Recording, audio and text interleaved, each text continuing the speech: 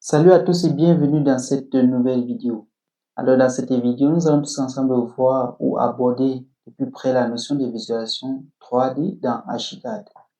Alors sur ce, je vous invite à regarder cette vidéo jusqu'à la fin pour en tirer une meilleure partie. Mais avant cela, n'hésitez pas à liker massivement la vidéo, à partager massivement également, à vous abonner et bien sûr d'activer la cloche de notification pour ne rien manquer des vidéos à venir.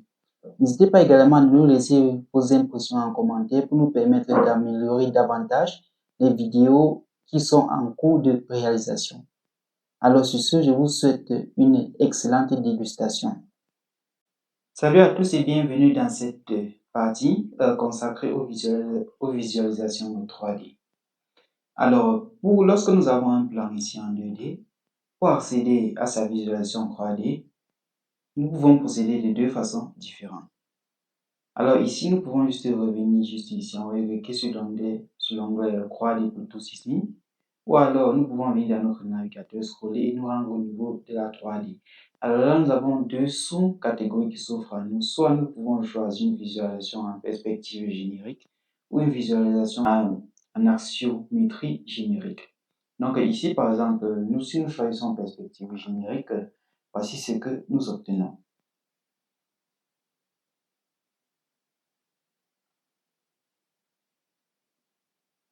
Pour ce qui est du déplacement dans cette vue 3D ici, là je tiens d'abord à rappeler qu'ici nous distinguons deux visualisations 3D majeures dans Archicad.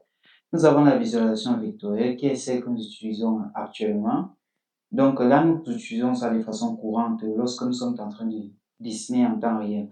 Ou alors nous pouvons avoir une visualisation pixelisée que nous allons voir un peu plus tard.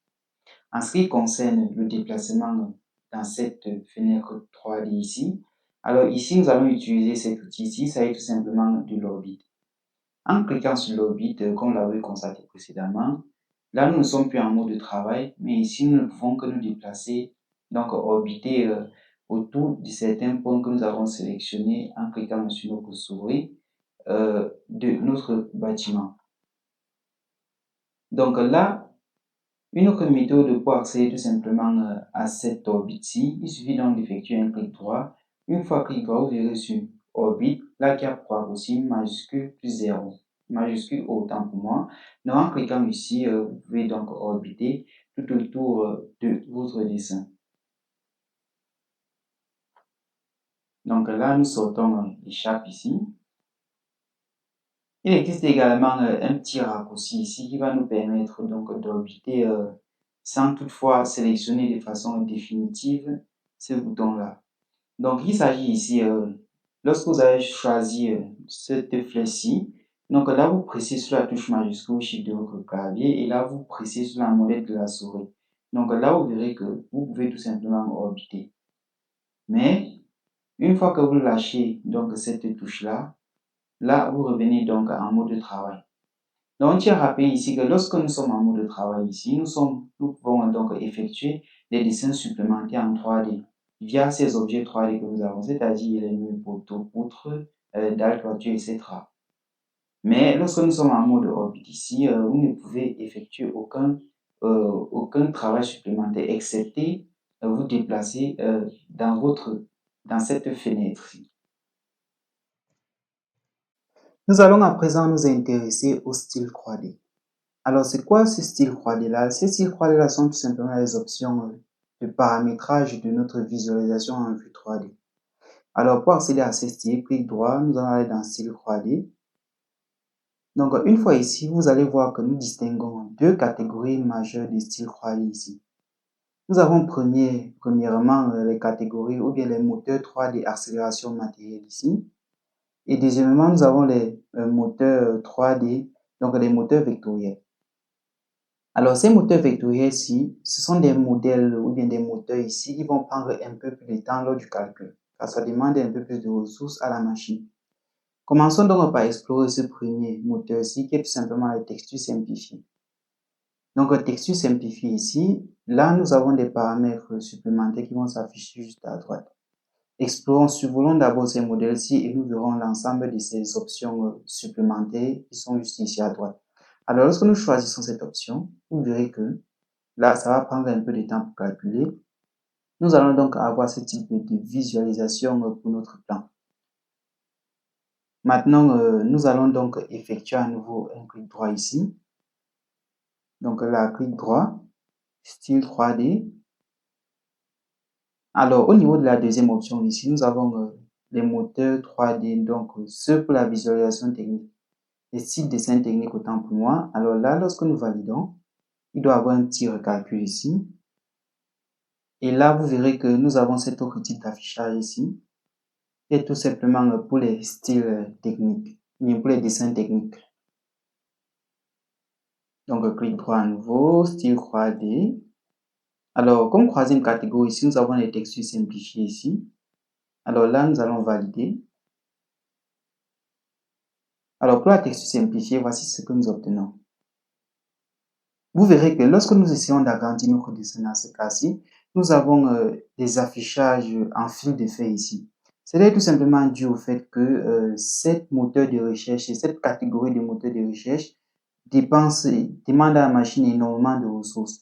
Donc, lorsque nous effectuons une petite modification, que ce soit agrandi ou réduit, vous verrez que ça va prendre donc du temps pour pouvoir effectuer les calculs afin de nous afficher ce que nous sommes censés voir. Donc, ces dessins-ci, par exemple.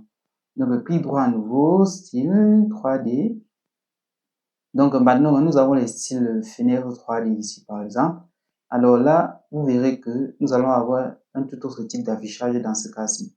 Donc là, nous avons un affichage qui se présente comme ceci. Donc là, nous agrandissons et nous voyons l'apparition de nos fils de fer et ensuite l'apparition de notre dessin. Donc, clic droit, style 3D. Alors là, nous allons donc quitter ce mode ici. Nous allons choisir par exemple la deuxième catégorie de moteur ici, qui est tout simplement moteur accélération matérielle.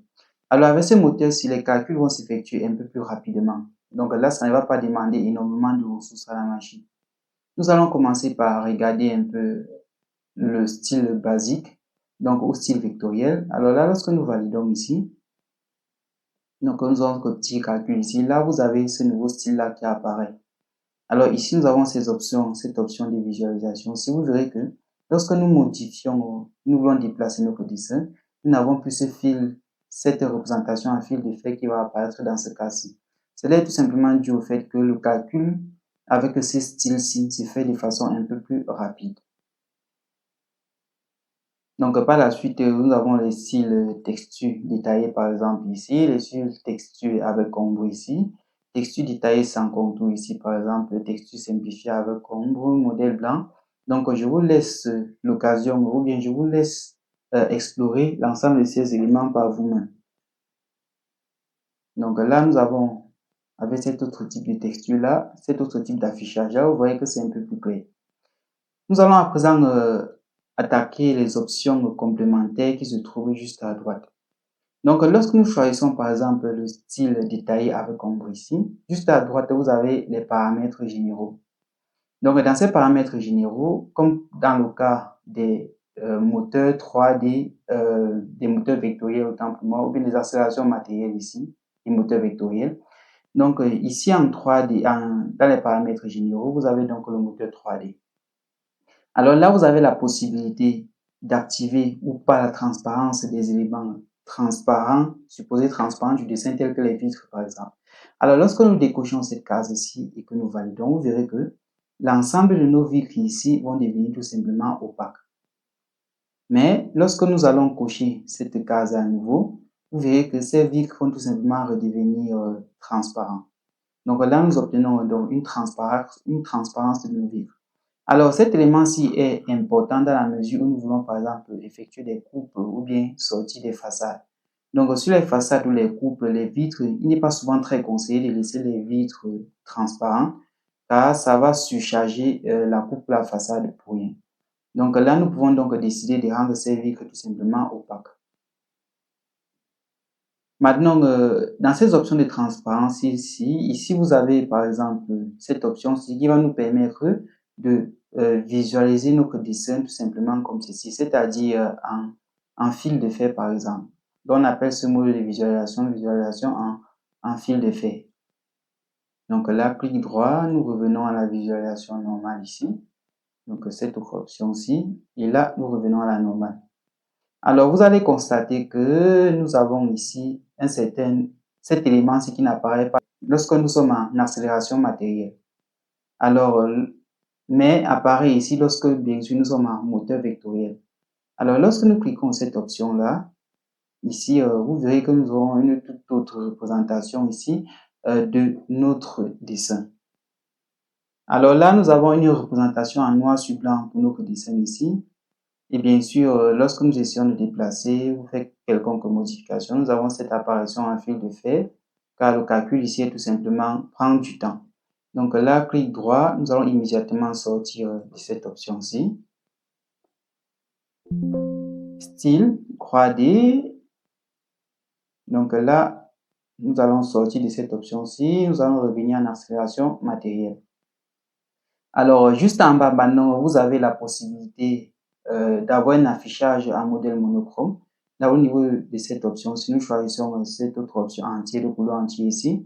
Alors, c'est quoi un affichage en modèle monochrome? Comme son nom l'indique, c'est monochrome, c'est-à-dire que toutes les surfaces auront les mêmes couleurs. Donc, lorsque nous cochons cette option-ci et que nous validons, vous verrez que notre affichage sera toujours comme ici, mais avec notre moteur d'affichage plutôt. Donc, ce moteur d'affichage accéléré là va nous permettre donc d'effectuer ou bien d'avoir une visualisation en monochrome de notre dessin sans toutefois effectuer trop de calculs en arrière-plan. Donc, lorsque nous retournons dans ces options, ici, nous avons donc, lorsque nous choisissons ce modèle monochrome, la possibilité de choisir une couleur pour les surfaces et une couleur pour les contours de surface. Par exemple, dans ce cas-ci, pour le moment, nous avons la couleur blanche. Ici, nous pouvons décider, par exemple, de choisir une couleur, je dirais, par exemple, une couleur comme celle-ci, par exemple. Donc, choisissons la couleur bleue. OK, et là, nous validons. Donc, lorsque nous choisissons la couleur bleue, vous verrez que maintenant, toutes les surfaces seront représentées ici en bleu, tout simplement, et les contours seront naturellement représentés en noir. Les traits de contour qui pourront également être modifiés, tout comme les traits de surface. Donc là, nous allons retourner et choisir notre couleur initiale, c'est-à-dire la couleur blanche. OK, clic droit, style 3D. Alors, nous allons décocher cette case pour les modèles monochromes. Maintenant, nous allons attaquer tout simplement le fond. Alors, c'est quoi le fond ici? Le fond représente tout simplement une sorte d'horizon. Par exemple, lorsque nous validons ici comme ceci, là vous verrez que tous les éléments ici, ou bien tout l'espace est affiché à blanc, excepté les éléments que nous avons dessinés. Mais là, nous pouvons décider de créer tout simplement un horizon.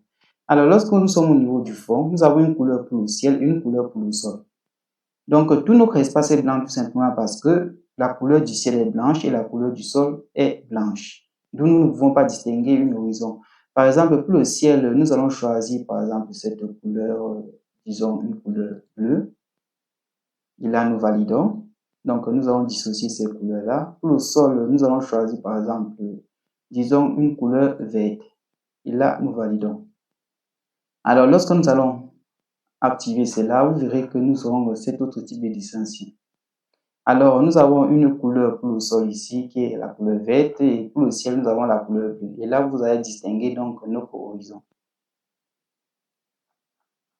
Donc, pour le moment, de même, lorsque vous allez dans ces options-ci, vous pouvez décider de choisir comme couleur, par exemple, pour le ciel, une couleur noire. Et là, vous validez, pour le sol, une autre couleur noire, par exemple. Et là, vous validez. Alors là, lorsqu'on passe en 3D, vous allez donc vous apercevoir que nous obtenons ce calcul-ci. Donc, c'est donc ainsi que vous pouvez changer à votre guise la couleur du ciel et du sol lorsque vous êtes en train de dessiner ou bien lors de votre calcul en 3D. Donc là, nous allons remettre la couleur blanche à tous les niveaux. OK. OK. Alors, maintenant, nous allons donc attaquer la problématique des contours. Donc ici, nous avons affaire à des contours. Ici, vous verrez que dans ce cas-ci, dans cette rubrique-ci, nous n'avons qu'un seul élément activé. Il s'agit ici de la possibilité d'afficher les contours, car ici, nous sommes en moteur 3D. Donc, concernant le moteur 3D, nous sommes en accélération matérielle. Mais si nous quittons l'accélération matérielle, par exemple, pour les moteurs vectoriels, vous verrez que les options grises ici seront à nouveau affichées. Donc, pour le moment, nous allons nous maintenir en accélération matérielle. Et bien entendu, ici, ça c'est pour les traits de contour. Nous pouvons donc augmenter ou diminuer l'épaisseur de ces traits de contour-là. Lorsque nous augmentons l'épaisseur comme ceci, là, voici ce que nous obtenons. Nous aurons nos traits qui seront tout simplement ici en extrêmement gras pour les traits de contour. Là, nous voyons que sur le plan esthétique, cela ne se présente pas du tout très bien. Donc là, nous allons diminuer tout simplement ces traits de contour là, ou bien leur épaisseur juste là. Maintenant, nous allons donc attaquer le cas des ombres ici. Alors ici, nous avons la possibilité d'afficher ou pas les ombres portées. Donc, lorsque nous accrochons la case ombre portée ici, vous verrez que sur notre dessin, nous allons apercevoir certaines ombres portées. Par exemple, de ce côté-ci, nous avons des ombres portées juste là. Donc là, nous avons les ombres que vous allez voir juste ici, par exemple, là, les ombres portées. Et là, lorsque nous décochons cette case comme ceci, style 3D, ombre portée, lorsque nous décochons cette case et que nous validons, vous verrez que nous aurons donc une absence de tous ces ombres portées qui apparaissaient précédemment.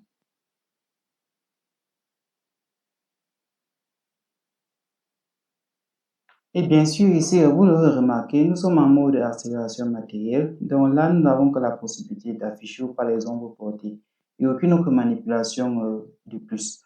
Mais lorsque nous passons en mode moteur vectoriel, là, vous verrez que nous avons la possibilité d'augmenter, par exemple, l'intensité des ombres portées ou de réduire l'intensité de ces ombres portées-là. Par exemple, dans ce cas, si nous allons augmenter l'intensité des ombres portées ici, maintenant, là, nous avons la possibilité d'augmenter ou d'ajouter ou pas les ombres surface avec le soleil, par exemple. Par exemple, l'intensité ici, là, nous pouvons augmenter cette intensité ou diminuer cette intensité-là. Donc là, nous allons augmenter, par exemple, l'intensité juste là. Maintenant, en ce qui concerne les contours d'ombre ici, nous pouvons décider d'afficher ou pas les contours d'ombre. Maintenant, où devons-nous appliquer l'ensemble de ces modifications-ci? Sur un seul niveau, par exemple, sur toutes les surfaces ici. Donc là, nous allons appliquer cela sur toutes les surfaces. Et là, nous validons. Donc là, nous avons un temps de calcul ici. Donc voici ce que nous obtenons comme résultat. Là, nous avons augmenté l'intensité du soleil ici. Les ombres, l'intensité des ombres également, nous avons tout augmenté. Et là, nous obtenons ceci. Alors, nous allons maintenant quitter ce mode ici. Nous allons changer de moteur. Là, nous allons nous rendre à nouveau au niveau du moteur accélération matérielle. Et là, nous avons les paramètres précédemment énumérés juste ici. Il faut noter un élément important ici. Lorsque nous sommes en mode accélération matérielle, là, nous avons accès à ces paramètres supplémentaires. Donc, dans ces paramètres ici, par exemple, nous avons la possibilité d'avoir ou pas des surbrillances, des émissions et des surfaces lissées, par exemple, là, des textures. Donc, si nous avons des textures, ces textures-là seront bien affichées. Les surfaces lissées également, etc. jusqu'au phare. Donc, maintenant, nous avons la possibilité d'ignorer l'accélération hardware en 3D. Donc, dans cette partie est décochée par défaut ici. Donc là, moi, personnellement, je n'ai pas encore eu à cocher cet élément-ci. Donc là, ça veut dire que pour une raison bien valable. Ici, par la suite, nous avons la qualité du retour visuel pendant la navigation. Donc, l'ensemble de ces éléments-ci concernent la navigation. Donc là, nous avons la possibilité de personnaliser la vitesse de retour visuel en nombre d'images par seconde. Combien d'images souhaitons-nous donc afficher par seconde lorsque nous sommes en train de pivoter, par exemple, notre dessin?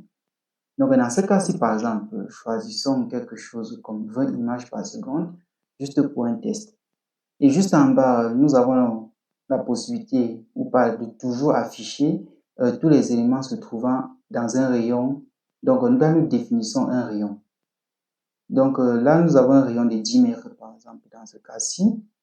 Et là, ces éléments, comment seront-ils affichés? Quelle taille devons-nous choisir? Là, nous avons les tailles moyennes et là, nous avons les grandes tailles. Donc, pour le moment, nous allons afficher tel qu'il est défini ici. Donc là, nous allons valider nos options ici. Là, nous allons essayer, par exemple, de pivoter notre plan. Vous voyez que là, nous avons cet effet-là, donc 20 images par seconde. Là, lorsque nous pivotons le calcul, donc le calcul va donc s'effectuer ici afin de nous donner ce rendu. Bon, le calcul ici va dépendre bien sûr de la capacité de votre machine. Lorsque vous demandez par exemple à avoir 20 images par seconde lorsque vous pivotez, naturellement votre machine va utiliser un peu plus de ressources. Donc, plus vous augmentez le nombre d'images par seconde, plus votre machine va donc travailler lorsque vous faites pivoter votre dessin. Donc là, style 3D, nous allons annuler tout simplement cette option-ci. Nous allons remettre à 10 images par seconde. Et là, nous allons valider. Ici, lorsque nous passons, comme nous choisissons comme moteur 3D, moteur vectoriel, là, vous verrez que juste en bas, nous avons apparaître des contours. Et là, nous avons les silhouettes. Donc, les silhouettes, ce sont ces éléments internes. Les contours ici sont les traits extérieurs, par exemple, ici. Donc, vous pouvez augmenter l'épaisseur. Et maintenant, les silhouettes ici, ce sont les traits ici que vous pouvez rendre un peu plus fin ici. Donc là, le degré de finesse, ça dépendra tout simplement de vous.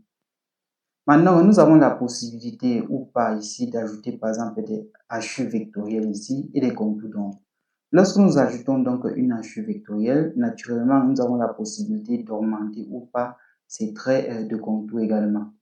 Donc là, par exemple, lorsque nous validons comme ceci, donc là, nous validons, il y a un petit calcul qui s'effectue là. OK, voici ce que nous obtenons.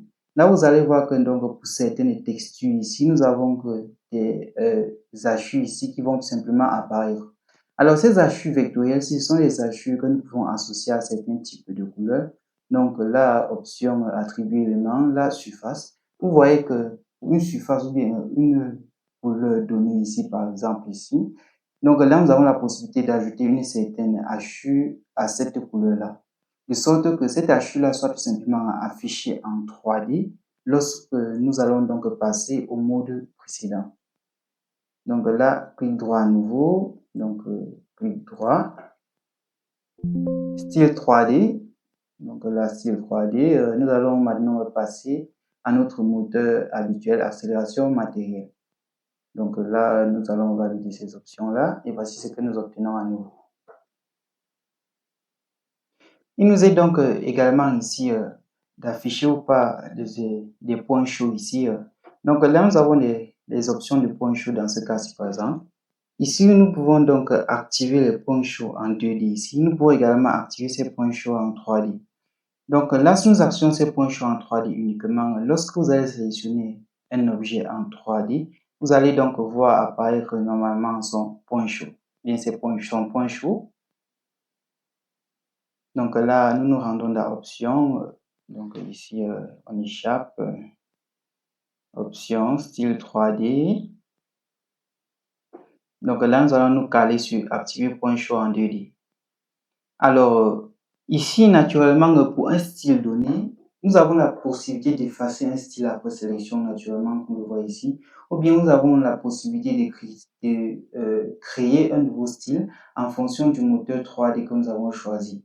Par exemple, ici, en cliquant sur nouveau, vous avez la possibilité donc de créer un nouveau style. Là, vous avez texture détaillée ici. Ça, c'est le nom par défaut, par exemple. Ici, vous pouvez donner un autre nom. Disons, par exemple, on va dire un nom banal tel que style test.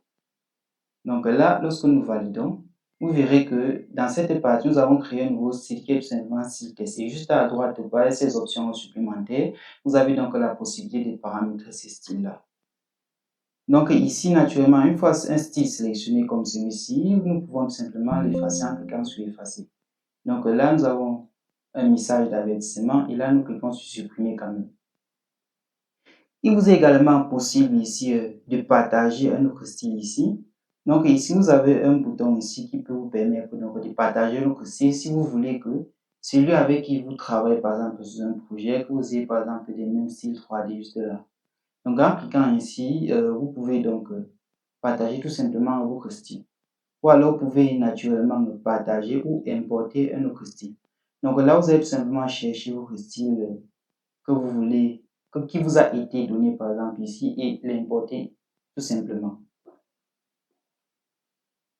Nous allons à présent avoir un autre paramètre de visualisation 3D ici.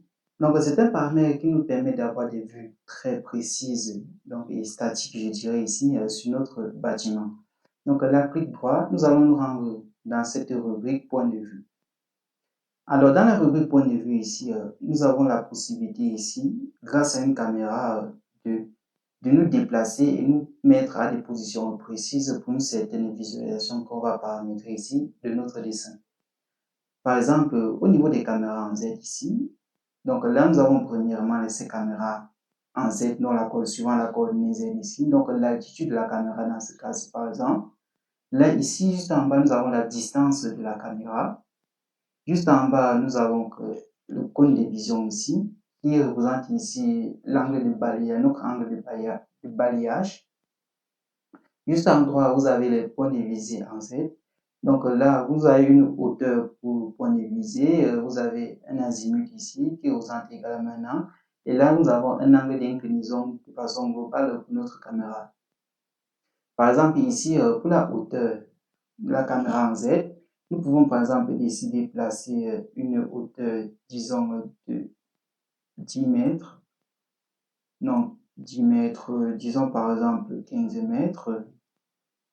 Une distance ici, nous allons prendre une distance par exemple de 22 mètres. Donc là, nous calons cette distance ici. En ce qui concerne le cône de vision ici, nous allons par exemple prendre un cône de vision de 60 degrés. Il représente un angle de balayage et là, nous allons tout simplement valider.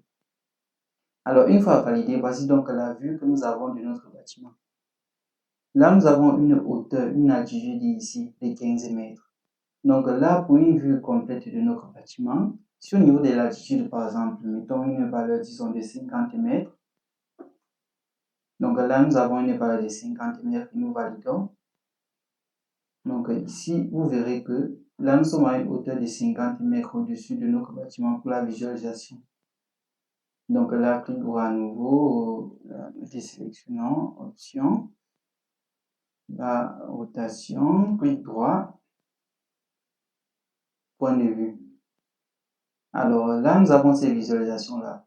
Et bien sûr, lorsque nous plaçons notre caméra, par exemple, à une hauteur, disons, de 48,94, disons 50 mètres comme précédemment, donc là, nous avons donc la possibilité de façon graphique de déplacer notre caméra comme ceci.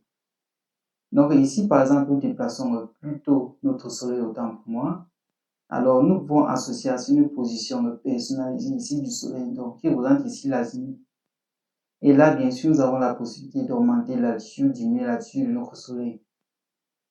Donc là, lorsque nous plaçons ceci comme cela, en ce qui concerne le point de visée, le point de visée ici, par exemple, là, nous allons placer ce point de visée à une distance, disons, une hauteur de 40 mètres.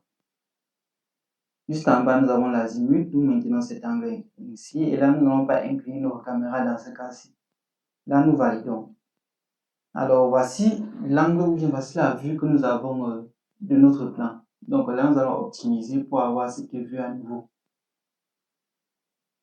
Donc, vous verrez bien qu'en ce qui concerne ces orientations doivent vraiment être précises ici pour visualiser exactement le bâtiment que nous avons juste en face de nous.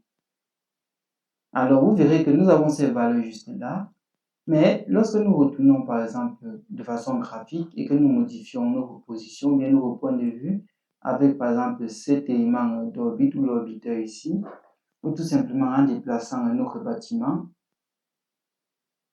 avec le bâtiment comme ceci, vous verrez que c'est qu'au niveau de ces coordonnées-là, nous avons des modifications. Là, nous avons la caméra Z qui est à 30,42 par exemple ici, la distance à 44,79, etc.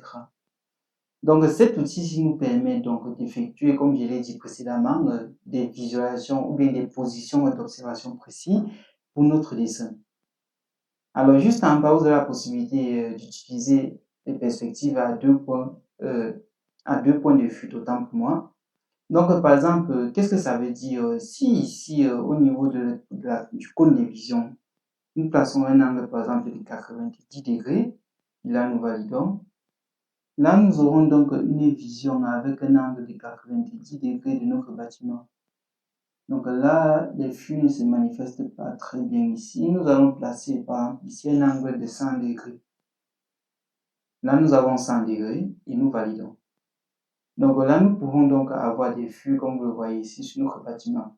Nous avons l'impression que notre bâtiment est un peu déformé. Là, ce sont les déformations liées par exemple à cet angle élevé que nous avons choisi. Maintenant, nous allons voir une option qui permet de caler ces éléments droits s'ils étaient droits au préalable. Alors, c'est cette option tout simplement. Donc là, lorsque nous cliquons sur cette case-là et que nous validons, vous verrez que bien que nous ayons augmenté cet angle-là, nos éléments restent droits dans ce cas-ci. Donc ici, clic droit, point de vue. Là, nous allons remettre cet angle-ci dans un intervalle acceptable, 50 degrés, tel qu'il était au début. Alors, juste en bas, comme nous le disions précédemment, nous avons la possibilité de modifier notre soleil ici, comme vous le voyez. Donc là, nous modifions notre soleil. Ici, nous avons la possibilité de modifier également l'azimut. Donc là, nous pouvons par exemple placer notre azimut juste là. Et naturellement, l'altitude du soleil, nous avons la possibilité de modifier également. En ce qui concerne la date et l'heure, vous avez la possibilité de... Là, c'est la date à laquelle nous sommes en train de travailler actuellement. Donc là, vous pouvez donc modifier tout simplement cette état-là et placer votre date. Et là, vous pouvez également personnaliser, effectuer une personnalisation ici de ces éléments. Donc, lorsqu'on dit date ici, en fait, ça ne représente pas la date telle qu'on la connaît, mais ça représente tout simplement les coordonnées ici en date, par exemple, de notre soleil. Donc là, lorsque nous retournons dans la partie personnalisée, nous avons ces éléments-ci en degrés. Autre option supplémentaire ici, donc là, nous avons cet élément-ci, par exemple, cette visualisation de notre bâtiment, autant pour moi. Après ce déplacement et ce petit paramétrage-là. Donc là, vous verrez que nous avons modifié la position de notre soleil. Notre soleil est maintenant plutôt de ce côté. Comme autre option ici, nous avons ces détails ici. Il s'agit des éléments concernant le soleil. Donc dans cette partie, nous avons la possibilité d'augmenter ou pas le rayonnement du soleil. Donc ici, au lieu de 80%, nous pouvons donc réduire ce rayonnement ou augmenter les rayons, l'intensité du soleil ici, jusqu'à par exemple diminuer jusqu'à 51%. Là, nous avons la contribution ambiante. Alors, qu'est-ce que ça veut dire? Ça veut dire que nous pouvons augmenter ou pas la luminosité propre des éléments non éclairés par les rayons du soleil. Dans ce cas, si nous augmentons jusqu'à ce point-là et que nous validons par exemple, là, OK. Donc ici, vous verrez que ces éléments non éclairés ici ont une toute autre luminosité et de ce côté, nous avons diminué l'intensité des rayons du soleil, de la lumière du soleil. Donc là, clic droit, point de vue, soleil. En ce qui concerne cette intensité-là, nous allons l'augmenter à nouveau jusqu'à, disons, 80, 78%, 80%. Ici, là, concernant la contribution ambiante, là, nous allons diminuer. Vous pouvez juger ces paramètres-là pour avoir le meilleur éclairage pour votre calcul, bien pour votre visualisation 3D. Ici, nous avons la lumière ambiante que nous pouvons augmenter et diminuer également. Là, nous pouvons laisser ça jusqu'à ce niveau. Et lorsque nous validons, voici ce que nous obtenons. Donc, c'est ce style de visualisation que nous allons donc avoir.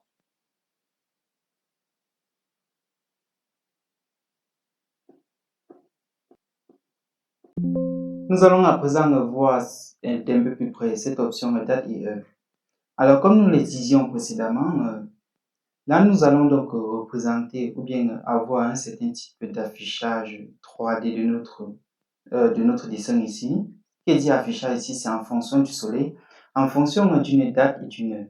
Alors, la date ici représente tout simplement la période de l'année à laquelle nous sommes en train, bien le climat dans lequel nous sommes en train de travailler. Donc, selon votre pays que vous avez choisi ici dans les options de localisation de votre dessin, à une certaine période de l'année, vous avez un certain type de climat dans ce pays-là ou dans cette ville. Alors ici, juste à côté, là vous avez le type de climat dans la partie date et heure. Donc ici maintenant, vous avez l'heure ici autant pour moi. Alors, l'heure représente l'heure de la journée à laquelle vous voulez que votre soleil soit. Donc, ici, vous pouvez par exemple choisir l'heure comme 12 heures, 7 heures, 6 heures, 10 heures. Cela dépendra de vous naturellement. Alors, lorsque vous choisissez cette date comme ceci, là, vous pouvez changer de date. Ici, au niveau de... là, nous avons l'année ici. Ici, au niveau de l'année, vous pouvez par exemple maintenir l'année. Ici, par exemple, au niveau de la date, au lieu du 8e mois ici, vous pouvez choisir par exemple le 5e mois. Alors, lorsque vous choisissez le 5e mois à 7 heures, le soleil est donc à cette position. Au niveau de l'heure, vous pouvez tout simplement choisir à nouveau l'heure, 10 heures, 11 heures par exemple, et là, nous validons. Donc, une fois cela validé, voici ce que nous allons donc obtenir pour notre soleil. Donc là, clic droit, nous revenons dans cette option de point de vue. À propos de l'heure, nous allons passer par exemple à 8 heures et là, nous allons valider. Et voici ce que nous obtenons donc concernant la position de notre soleil. Alors, tout à l'heure, nous avons parlé de la position ou bien de la localisation de notre plan. Pour avoir accès à cette localisation et modifier cette localisation, là, nous rendons donc dans option préférence au projet. Une fois dans préférence au projet, ici, nous allons donc aller dans la partie, là nous avons préférence option localisation. Donc là nous avons la option localisation. Ici vous avez donc la localisation de votre projet. Et bien sûr, cette localisation vous avez possibilité d'importer ou d'exporter ici. Alors là vous avez la latitude ici. Donc la latitude, là vous avez sa latitude. Ici vous avez sa longitude également. Là vous avez la zone horaire ici. Donc là nous avons Afrique centrale par exemple à l'ouest. Ici, vous pouvez choisir donc un pays ou une ville parmi les villes qui sont listées juste là. Donc, vous pouvez choisir une ville de vos choix, car comme je disais précédemment, en fonction des pays ou des villes, disons des pays par exemple, le climat peut changer, peut avoir une saison donnée à une certaine période de l'année. Donc, cela varie d'un pays à un autre ou bien d'un point de notre groupe à un autre. Là, vous avez l'altitude ici. Ici, vous avez la possibilité donc de corriger la position, l'orientation de votre projet. Si dans votre projet, par exemple, vous avez utilisé un repère que vous avez construit pour travailler, alors là, vous n'aurez pas, par exemple, l'orientation du vrai nom. Alors ici, vous avez la possibilité de corriger ces coordonnées-là. Donc, vous calez au nord, nord-ouest, nord-est, donc tout cela dépendra de vous. Et naturellement, vous avez la possibilité de choisir aussi des symboles dans cet endroit. Donc là, vous validez. Ici, nous avons donc cette position du soleil. Donc là, nous l'avons là. Alors, une autre option que nous n'avons pas vue ici, là, vous verrez que dans cette partie, si nous sommes en mode de projection parallèle. Donc là, nous pouvons simplement changer de mode en cliquant juste là. Là, nous sommes en option perspective maintenant. Donc dans cette option perspective, vous avez différentes perspectives ici. Donc là, vous pouvez représenter votre dessin ici en 3D suivant les différents axonométries. Donc dans ce cas-ci, par exemple, là, nous pouvons donc représenter une vue de masse ici de notre dessin. Alors, lorsque vous choisissez cette option-ci, là, vous avez la possibilité naturellement de définir des angles, donc des longueurs d'axe, des angles, etc. Vous pouvez le faire graphiquement ou tout simplement en entrant vos coordonnées juste là. Et naturellement, ici, vous pouvez définir une certaine position pour votre soleil ici. Et là, une position également pour la caméra. Donc la caméra, par exemple, on fixe ça ici. Et là, nous validons. Qu'est-ce que nous allons obtenir?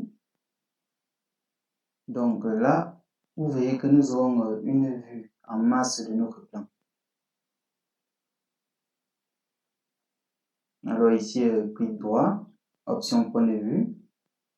Ici également, vous pouvez avoir décidé par exemple sortir, disons, une façade de votre plan juste là. Là, vous avez différentes donc, position du soleil, position de la caméra. Ici, vous avez la position du ciel également, comme nous l'avons vu précédemment. Donc ici, par exemple, vous validez. Alors là, vous aurez donc une vue, une façade de votre plan. Alors cette option aussi est intéressante dans la mesure où ça nous permet également de faire des façades ici.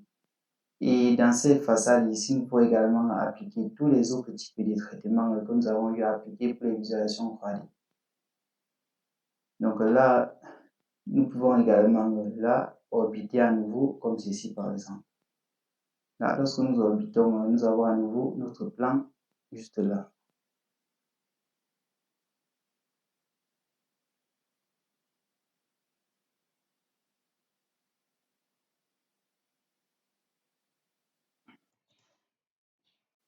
Nous allons à présent voir comment effectuer des coupes 3D. Donc, pour effectuer des coupes 3D ici, vous rendez dans le menu Vue. Une fois dans Vue, vous allez dans Éléments, dans Vue 3D. Alors, une fois ici, vous allez sélectionner Coupe 3D. Alors, une fois cela sélectionné, là, vous allez voir donc apparaître sur l'écran ici un stylo. Donc, ce stylo-ci va nous permettre d'effectuer, par exemple, une coupe 3D dans le sens vertical. Donc, avec ce stylo-là, vous allez donc voir qu'en cliquant sur ce stylo, en déplaçant verticalement comme ceci, nous avons donc la possibilité d'effectuer des coupes de notre plan. Donc là, si nous cadrons par exemple à ce niveau-ci, si nous cliquons sur Annuler, alors cette coupe-là sera tout simplement annulée. Mais dans ce cas-ci, si nous cliquons sur Terminer, là, Terminer, vous verrez que nous venons donc d'effectuer une coupe de notre bâtiment. Alors, il est clair que pour effectuer ces coupes-là, vous pouvez effectuer ces coupes-là en entrant tout simplement des coordonnées selon que vous vous déplacez dans le sens horizontal ou alors tout simplement dans le sens vertical. Alors, bien entendu, juste ici à gauche et à droite, vous avez également ces ciseaux-là. Par exemple, là, si vous cliquez juste sur cet élément-ci, déplacement horizontal, là, vous pouvez effectuer donc une autre catégorie de coupe pour votre bâtiment juste là. De même, à ce niveau-ci, nous avons la possibilité d'effectuer également des coupes. Donc là, lorsque nous cliquons sur Terminer, voilà ce que nous obtenons. Donc là, nous avons effectué les coupes de notre bâtiment selon 3 plans de coupe. Alors, ici, vous voyez apparaître ces traits en violet. Ici, il s'agit tout simplement des plans de coupe. Comment faire donc pour supprimer ces éléments-là? Là, nous avons un raccourci qui nous permet donc de supprimer ces éléments-là. Alors là, vous pouvez décider d'effacer tous les plans de coupe. Donc, en décidant d'effacer tous les plans de coupe, vous allez voir que tous ces plans de coupe vont disparaître et là, nous allons retourner tout simplement à notre dessin d'origine.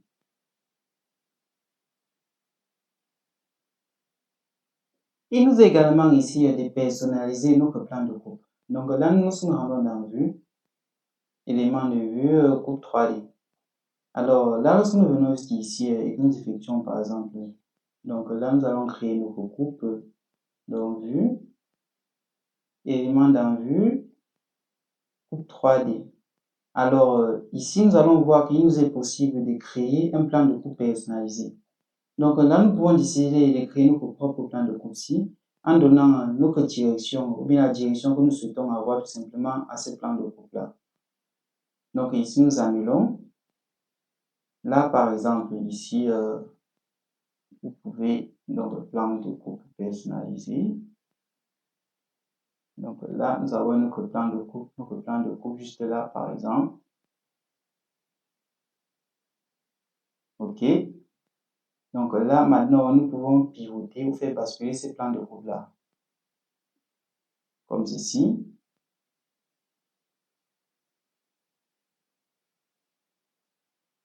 OK. Donc là, lorsque nous cliquons sur Terminer, alors voici une coupe personnalisée que nous venons de réaliser à cet endroit. Donc là, vous voyez que notre coupe est un peu oblique, donc est oblique, quasiment oblique ici. Donc là, nous venons de voir que nous pouvons ici créer notre propre coupe personnalisée. Donc maintenant, nous allons tout simplement supprimer, effacer tous les plans de coupe. Alors, il y a une précision à faire ici. Lorsque nous sommes en 2D, il est également possible de visualiser tout simplement ces coupes-là. Donc là, vous verrez que nous avons toujours l'apparition de nos ciseaux. Ici, vu que les coupes sont soit horizontales, soit verticales, là, nous pouvons donc effectuer cette coupe-là et là, nous caler un certain endroit et valider tout simplement. Alors, lorsque nous validons comme ceci, une fois validé, rendons-nous en 3D. Donc ici, par exemple, là, faisons orbiter comme ceci. Vous verrez que voici l'élément coupé que nous avons obtenu lorsque nous l'avons fait en 2D. Donc, il existe donc une interaction entre ces coupes 3D et ces coupes 2D. Alors, une fois une ligne de coupe construite ici, vous avez la possibilité également de déplacer à nouveau cette ligne-là. Donc là, nous pouvons par exemple caler cette ligne à ce niveau. Et pendant, lorsque vous voulez supprimer une ligne ici, il suffira donc de déplacer cette ligne jusqu'à son repère et là, tout simplement, le remettre dans la corbeille. Maintenant, nous allons voir une autre toute petite option ici. Il s'agit tout simplement d'un filtre. Alors, qui dit coupe dit la possibilité de filtrer les éléments qu'on peut couper ou pas. Donc, par exemple, ici, vous avez, par exemple, l'étage affiché en 3D lorsque vous allez couper un élément. Ici, nous sommes en mode infini. Vous pouvez, par exemple, choisir entrer en mode limite, c'est-à-dire une hauteur limite d'étage ici à couper. Dans ce cas-ci, par exemple, nous sommes seulement au niveau du RDC. Si là, nous validons comme ceci et que nous effectuons une petite coupe comme cela, par exemple, et nous passons en 3D. Donc, une fois en 3D, vous verrez qu'ici, nous n'avons que le rez-de-chaussée qui a été affiché en 3D, car c'est le seul élément coupé qui est autorisé à être affiché en 3D lorsque nous nous rendons tout simplement dans ce filtre. Donc là, nous revenons dans ce filtre de coupe. Là, nous allons mettre étage infini à ce niveau ici également. Là, nous allons faire les zones de sélection. Donc là, nous avons la possibilité d'afficher les éléments dans la zone de sélection ici ou hors de la zone de sélection. Alors, cette option-ci est utile dans la mesure où nous utilisons ici une zone de sélection. Là, si nous cliquons sur hors de la zone de sélection et que nous validons, alors ici, nous n'aurons pas de résultat palpable. Déplaçons par exemple cet élément-ci et nous mettons dans sa corbeille. Donc là, nous allons utiliser maintenant l'outil zone de sélection comme ceci pour sélectionner une certaine zone comme cela. Alors là, voici notre zone sélectionnée. Vu que nous sommes dans la zone, nous sommes dans l'option zone de sélection, cliquons sur notre coupe là et venons juste là, comme ceci par exemple, ici. Alors là, nous allons passer en 3D. Donc, une fois en 3D, voici ce que nous obtenons. Là, nous obtenons donc des éléments qui sont, comme l'avons dit, définis précédemment, hors de la zone de sélection. Les éléments coupés, bien sûr. Donc là, nous allons passer à nouveau au niveau du RDC. Supprimer tout simplement cette zone de sélection là. Donc là, nous cliquons juste là, échappe, et nous remettons ce bonhomme dans sa poubelle. Alors, c'était donc tout pour cette partie concernant les visualisations 3D. On se retrouve de l'autre côté pour la suite de ces tutos.